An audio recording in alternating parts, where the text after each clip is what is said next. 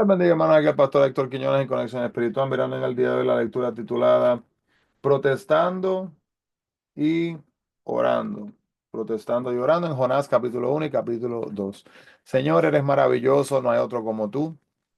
Gracias, Padre, por las cosas tan maravillosas que haces diariamente. Gracias, Padre, por guiarnos, por ayudarnos. Pedimos, Padre, Señor, asimismo que hables a nuestras vidas a través de esta historia. Una historia, Señor, que la hemos escuchado muchos de nosotros, Señor, aún desde cuando éramos niños.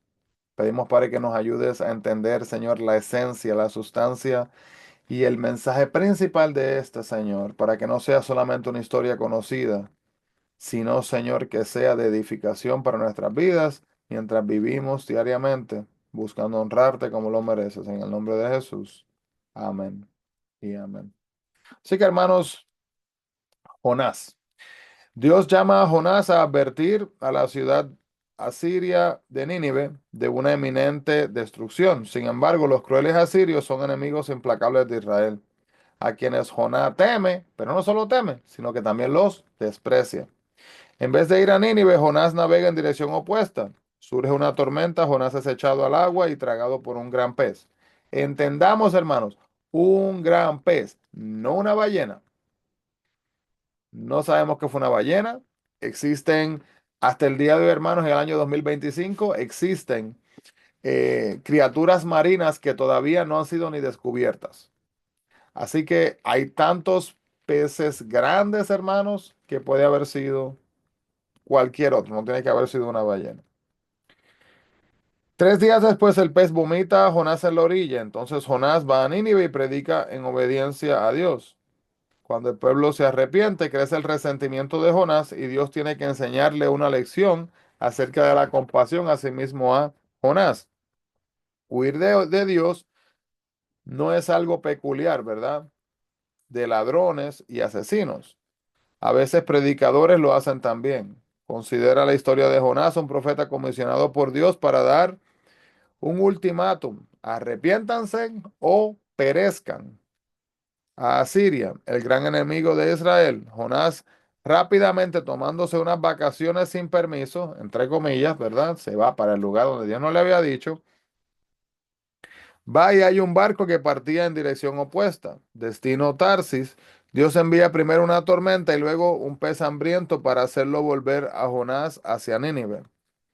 Después de predicar su sermón de una sola sentencia, Jonás observa sin poder hacer nada como la ciudad de Nínive, ¿verdad? Incluyendo, hermanos, no solamente a los residentes o a las personas de ese lugar de Nínive, sino incluyendo aún hasta el ganado, hasta los mismos animales, hermanos. Em, Se arrepintió en silicio y en ceniza. Y cuando Dios libra a los enemigos de Israel, un viento cálido, una vid y un gusano hambriento son necesarios para enseñar a Jonás una lección acerca de la misericordia de Dios hacia la pecaminosa humanidad. Y usted dice, si no ha leído el libro de Jonás, hermano, dice, pero ¿y qué es eso? ¿Qué tiene que ver un viento, una vid y un gusano hambriento? Cuando lee entonces, hermanos, el final de la historia, ahí va a ver lo que pasa con esto. Vemos asimismo que el propósito del libro de Jonás es mostrar la inmensidad de la gracia de Dios. El mensaje de la salvación es para todos los pueblos. Y el autor es Jonás, hijo de Amitai. Los destinatarios, Israel y el pueblo de Dios en todas partes. Aproximadamente 785 a 760 antes de Cristo fue el momento cuando fue aproximadamente escrito este libro. Marco histórico, pues Jonás precedió a Amós y profetizó bajo Jeroboam II, el rey más poderoso de Israel. Y Asiria era el gran enemigo de Israel y conquistó a Israel en 720 antes de Cristo. El arrepentimiento de Nínive no debe de haber durado mucho, ya que fue destruida en el año 612 antes de Cristo.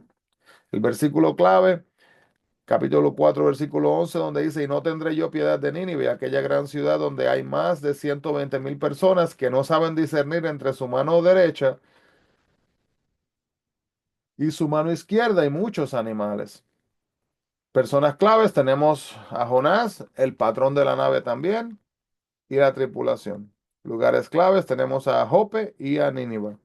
Y características particulares, este libro es diferente de los demás libros proféticos porque cuenta la historia del profeta y no enfatiza en sí profecías que fueron dadas a él. Es más, su mensaje al pueblo de Nínive se sintetiza en un solo versículo, el versículo 3 y 4.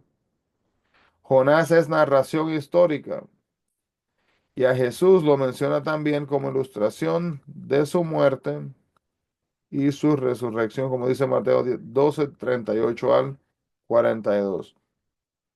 Entonces, podemos ver entonces así, hermanos, que Jonás se menciona en Segunda de Reyes 14:25, profetizó en tiempos de Jeroboam II y quizás era el mismo quizás era miembro de los hijos de los profetas que son mencionados en la relación con el ministerio de Eliseo en Segunda de Reyes capítulo 2 versículo 3. Dios le dijo a Jonás que predicara en Nínive, la ciudad más importante de Asiria, un incipiente poder mundial en los días de Jonás. En menos de 50 años, Nínive sería ya la capital del vasto imperio asirio. Jonás no habla mucho de la maldad de Nínive, pero el profeta Nahum nos ofrece mayor información. Mire lo que dice aquí, conectado con Nínive, pero esto está en el libro de Nahum. Nahum dice que Nínive había caído en pecados como pensar cosas malas contra Dios, en Nahum 1:9. Explotar al desválido, Nahum 2:13. Ser cruel en la guerra, Nahum 2:13, 12 y 13. También adorar ídolos y prostitución y brujería, Nahum 3:4. Dios le dijo a Jonás que fuera a Nínive, como 800 kilómetros al nordeste de Israel, a advertirles del inminente castigo y a declarar que podían alcanzar misericordia y perdón si ellos tomaban el paso de arrepentirse. Nínive era una ciudad poderosa y perversa, y desde niño Jonás había aprendido a odiar a los asirios y a temer sus atrocidades. Los aborrecía tanto que no quería que recibieran misericordia de Dios. Jonás temía que se arrepintieran, como dice capítulo 4, 2 y 3, y su actitud era representativa de la renuencia de Israel a hablar a los demás del amor de Cristo y la misericordia de Dios, aunque esta era la misión que Dios le había dado. Ellos, como Jonás, no querían que los que no fueran judíos o gentiles tuvieran asimismo sobre ellos el favor de Dios. Jonás sabía que Dios tenía una tarea para él, pero él no quería cumplirla. Tarsis puede haber sido uno de los tantos puertos occidentales de Fenicia. Nínive estaba al este. Jonás trató de irse lo más al oeste posible. Cuando Dios nos ordena algo en su palabra, hermanos, a veces huimos por temor, a veces huimos por terquedad, con la excusa de que Dios nos está pidiendo demasiado. Quizás fue temor o enojo por la amplitud de la misericordia de Dios, lo que hizo que Jonás huyera.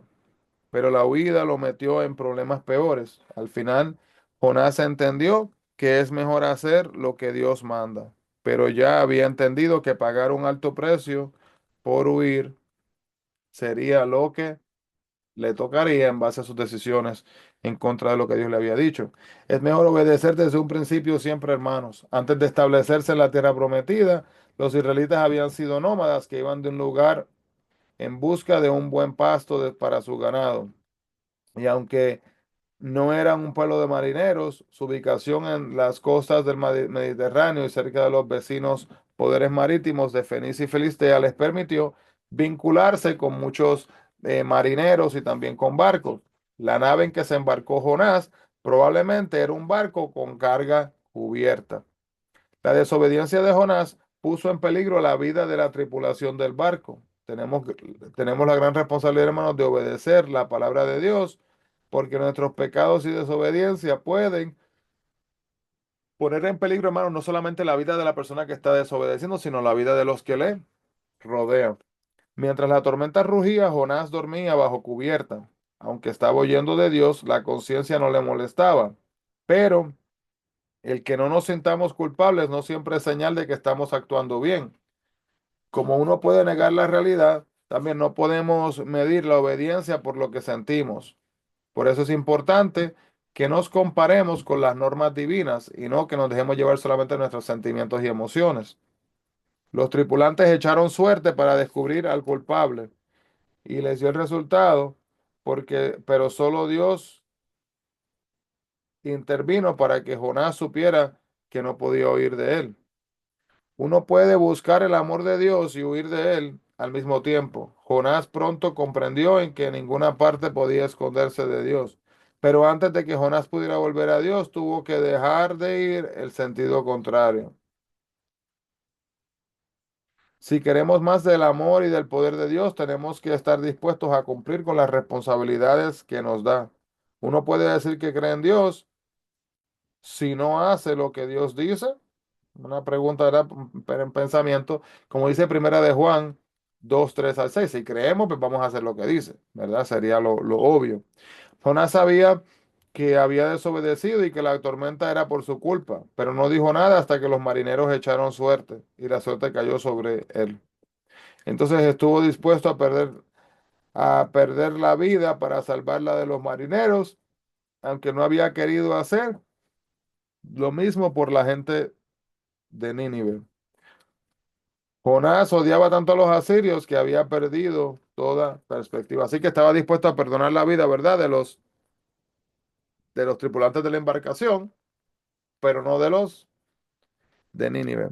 Al tratar de salvarle la vida a Jonás, aquellos marineros paganos demostraron tener más compasión que Jonás, porque éste no quería anunciar a los ninivitas el castigo de Dios que iba a ser impuesto sobre ellos. Los cristianos debemos de avergonzarnos cada vez que un incrédulo muestra más compasión que nosotros mismos, hermanos. Dios quiere que nos preocupemos por todas las personas y que si les podemos salvar o ayudar, que lo hagamos. Y algunas veces personas que no le sirven a Dios, hermanos, muestran más características de compasión, amabilidad, gentileza con otros que nosotros mismos. Jonás desobedeció a Dios y en su vida se detuvo y se sometió a Dios. Entonces la tripulación de la nave adoró a Dios porque vieron que la tormenta amainaba. Dios puede utilizar hasta nuestros errores para que otros lo conozcan. Mire eso como pasó en este momento. Puede ser doloroso, ¿verdad? Pero reconocer que nuestros pecados puede ser un tremendo ejemplo a los que no conocen a Dios. Y es triste que aquellos marineros paganos hicieron lo que la nación de Israel entera no hizo. Oraron y prometieron servir a Dios. Muchos han tratado de decir que este relato es ficción, pero tenemos que entender, hermanos, que la Biblia no lo presenta ni como un sueño, ni como una leyenda, ni una visión. No echemos a un lado este milagro si uno puede escoger, ¿verdad?, qué milagro de la Biblia creer y cuál no. Esto es un evento histórico, bíblico, que sí sucedió. Y hermanos, solamente, no hace falta esto, pero se lo digo solo para añadir un poquito la conversación al tema. Científicos, ¿verdad? Estuvieron tratando de ver si había una manera humana, humanamente hablando, de que una persona, un ser humano, pudiera estar dentro de un pez grande. Y fue probado, hermanos, que existe también la posibilidad de que esto sí pasara en base a ciertos principios que tienen que estar, ¿verdad?, establecidos, ciertas cosas que sí puede pasar. Pero importar eso, hermanos, de que diga el científico que sí o diga el científico que no, en realidad no importa. Solo se lo cuento para que sepan. Lo que importa es que el Dios Todopoderoso no tiene límites y puede hacer lo imposible cuando es necesario. Así que esta es una oración en el capítulo 2, versículo 1, una oración de agradecimiento, no una petición de liberación. Jonás simplemente estaba agradecido de no haberse ahogado. Fue librado de una forma espectacular y lo sobrecogía pensar que había escapado la muerte. Aún dentro del pez, Dios escuchó la oración de Jonás. Podemos orar en cualquier parte, hermanos, y en cualquier hora, y Dios nos oirá. Nuestro pecado nunca es demasiado grande, ni nuestra dificultad demasiado inmensa para Dios, de tal manera que nos vaya a mantener alejados. Dios no tiene límites para escuchar nuestros clamores. Jonás dijo, cuando mi alma desfallecía en mí, me acordé de Jehová. A menudo hacemos lo mismo cuando todo nos va bien. Tendemos a olvidarnos de Dios, pero cuando no hay esperanza, clamamos entonces a Él. Y este tipo de relación con Dios conduce a una vida espiritual no muy firme, ya que tiene, ¿verdad? Altas y bajas. Buscamos a Dios cuando estamos en las bajas, pero cuando estamos en las altas, en los momentos que no todo nos va bien, muchas veces podemos distraernos y no lo hacemos. Jonás habla de su experiencia en el vientre del pez, en el capítulo 2:2, como si hubiera estado ya muerto. Y el capítulo 2:8, nos engañamos cuando vamos en pos de cualquier cosa que tome el lugar de Dios, lo cual es vanidad, porque resulta siempre en uno sentirse vacío y prácticamente renunciar a lo que es la misericordia de Dios. Obviamente Jonás no estaba en posición de regatear con Dios, por eso más bien le dio gracias a Dios por salvarle la vida. Nuestros problemas, hermanos, debemos de llevarlos a sí mismo a Dios, no estar regateando con Él, sino que esperemos, ¿verdad? Que Él nos saque del dolor, del sufrimiento de la situación en el momento de Él, bajo el plan de Él. Podemos alabar y dar gracias a Dios por lo que ya ha hecho a lo que ha sido hecho por nosotros y por su amor y misericordia. Fue necesario, ¿verdad? Un milagro de liberación para que Jonás hiciera lo que Dios le había mandado. Como profeta, Jonás estaba obligado a obedecer la voz de Dios, pero había tratado de eludir sus responsabilidades. Esta vez prometió cumplir sus votos. La historia de Jonás comienza con una tragedia, pero peor tragedia hubiera sido si Dios lo deja seguir huyendo. Cuando sepa que Dios quiere que usted haga algo, hermanos, no huya. Quizás Dios no lo detenga como lo hizo así mismo con Jonás. Señor, te adoramos y agradecemos, Padre, por tu palabra y porque esta historia, este evento, Señor, histórico, nos sirve como un recordatorio, Padre, de que tenemos que estar atentos para escuchar tu palabra, de no distraernos con nada ni con nadie. Padre, guía nuestros pasos y ayúdanos a que así podamos diariamente, Señor, buscarte en espíritu y en verdad, de la mejor manera, y no permitir, Señor, que las dificultades, que las enfermedades, Señor, que los malestares, que los conflictos, los retos y las situaciones de nuestras vidas, nuestros problemas, se interpongan en que tengamos una relación contigo. Ayúdanos a depender de ti diariamente, de acuerdo a tu voluntad. En tu santo nombre, en el nombre de Jesús. Amén y amén. Así que Dios les bendiga grandemente a todos, hermanos, y no se olviden, busquemos la presencia del Señor. Bendiciones.